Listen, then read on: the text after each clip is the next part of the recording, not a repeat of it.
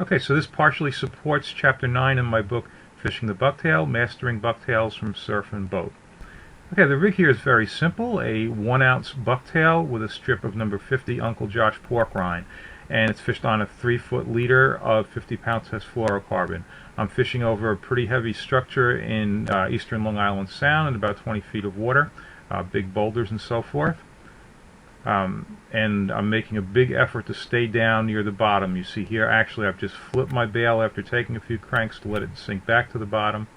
I just tapped the structure, and now I'm in.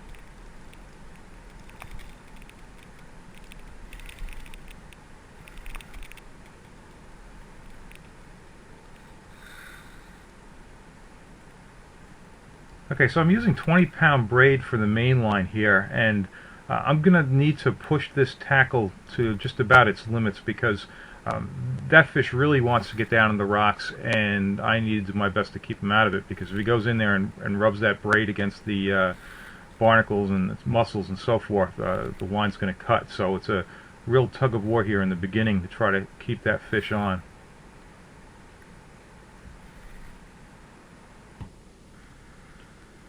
Okay, the fishing has been about as tough as it gets recently. This is late August. The water is very warm, almost 80 degrees. But still, I mean, there are fish around. They're orienting very tight to the structure. And if you work bucktails in between those boulders, you're going to catch some fish. And you're going to catch a variety of fish. I mean, this is really a mixed bag effort here, where we're going to see a few different things.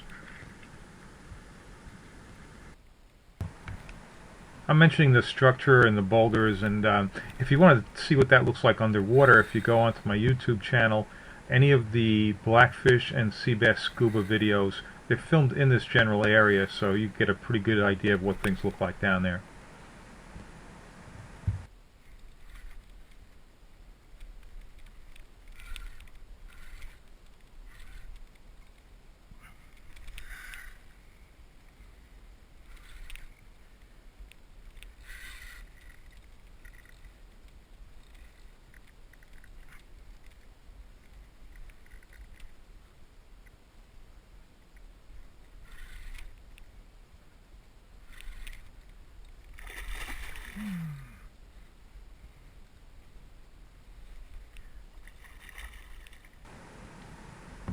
Okay, sorry if anybody's disappointed that that's a bluefish. I wasn't disappointed. These big blues are a lot of fun.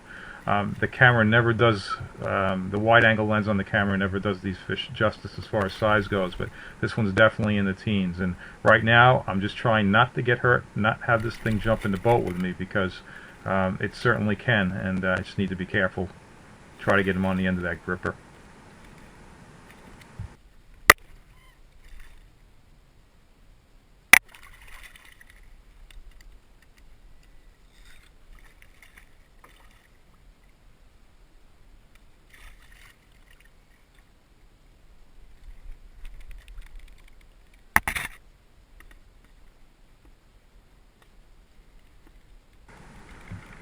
I crushed the barbs on my bucktails, and here's where it comes in handy.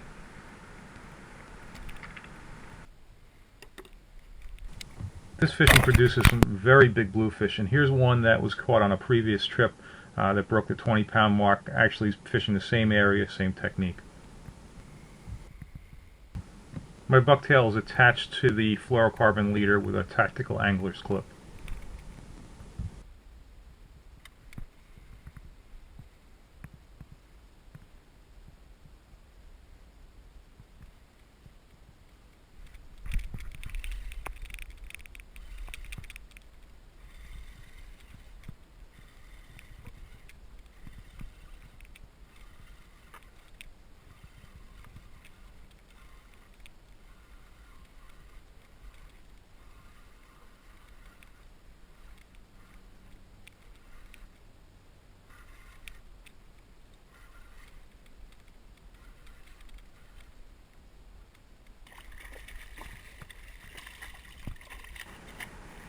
I would imagine this has surprised a few viewers. This is a jumbo porgy, and sometimes I get some very big porgies doing this. And they have to be big because they need to be able to survive around those jumbo bluefish.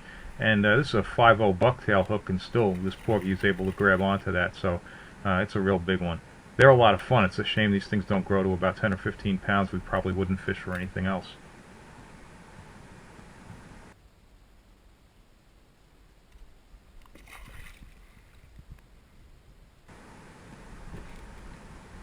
Okay, you see here, I'm letting that jig settle just about to the bottom, and then I'm starting a slow retrieve. I'm just trying to swim that bucktail near the bottom. I'm giving it a little bit of action, lifts and twitches and so forth. I'm not bouncing it on the bottom.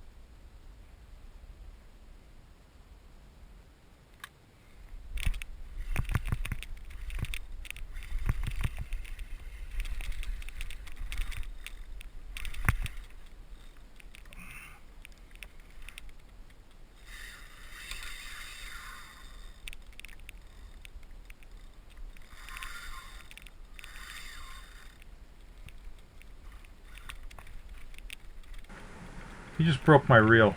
The reel is seized. I can't turn it, so I'm struggling here. And finally, I'm just going to grab the rotor cup and turn. Something's going to snap, and I can at least get the fish in.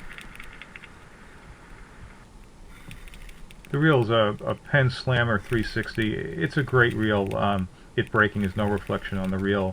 It's just had a lot of use, a lot of abuse, and something gave. So the spool isn't going up and down anymore, so the line is all wrapping on the bottom of the spool, but it's good enough to get the fish in.